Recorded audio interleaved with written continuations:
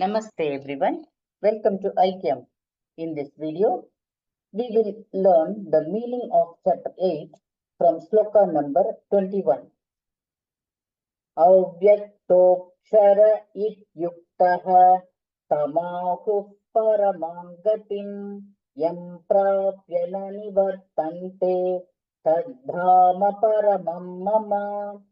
Krishna is telling that other unmanifest relief, said to be infallible, consider the supreme destination, that place which having reached one does not return, is my supreme abode. Purushasapara bhaktya labhyasvananyaya yasyantastani bhutani yena sarvamidam tatam. O Arjuna, the Supreme Lord, who is all pervading and in whom all things reside, is attainable by unalloyed devotion. Yatra kale tvanavrittim avritim chaiva yoginaha prayata yanti tam kalam vakshyami bharatarsabha. O the best of Bharata dynasty, I shall now explain to you the different times when yogis departing at death either return or do not return. अग्निर्ज्योतिरः शुक्लः षण्मासा उत्तरायणम् तत्र प्रयाता गच्छन्ति ब्रह्म विदो जनाः.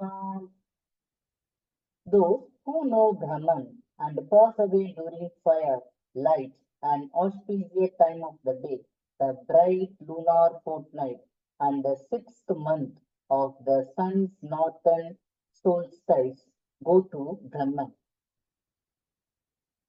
धूमो रात्रिस्तथा कृष्णः षण्मासा दक्षिणायनम् तत्र चान्द्रमसज्योतिः yogi prapya nivartate. The mystic who passes away during smoke, night, the dark, lunar fortnight, and the sun's 6-month southern solstice attain the lunar light. Shukla Krishne gati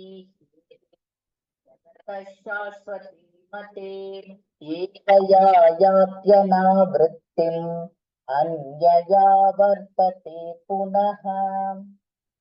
According to the Vedas, there are two ways of living the world, one in light and one in darkness. When one passes away during light, one does not return. During darkness, one returns.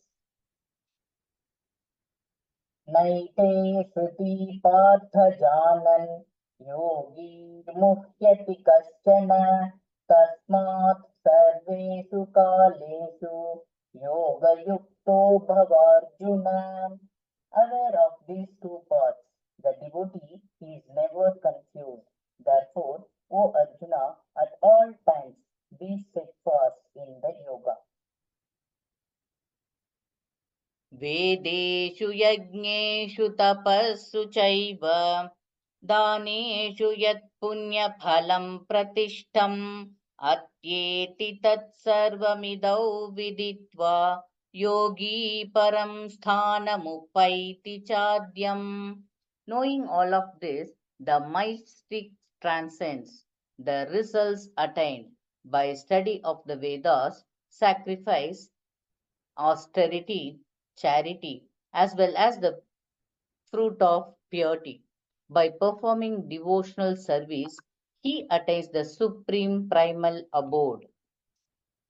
Om Tat Saditi Srimad Bhagavad Gitasu Upanishatsu Brahma Vidyaya Yoga Shastre Shri Krishna Arjuna Savvade Akshara Brahma Yogo Nama Ashtamodhyayah.